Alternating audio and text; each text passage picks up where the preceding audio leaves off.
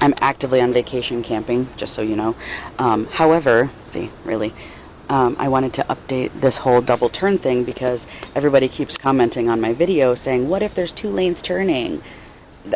That's not what I was talking about. I was talking about a single lane turn, like this. This is what I was talking about in my last video, about left turn to left lane, right turn to right lane. I thought that was obvious. However, everybody kept asking about this. If you're in 2 lanes turning, you stay in the lane you're in, obviously, or else you'd hit the car next to you. More intersections are starting to add the dotted line through the whole intersection to guide you through. Don't cross the dotted line in the middle of an intersection. You're not supposed to lane change in the middle of an intersection. Again, thought that was obvious. My pro tip is always look for these signs. If this sign is at an intersection, it's a 2-lane turn. If you needed to go straight and you accidentally got in the turn lane, it is what it is.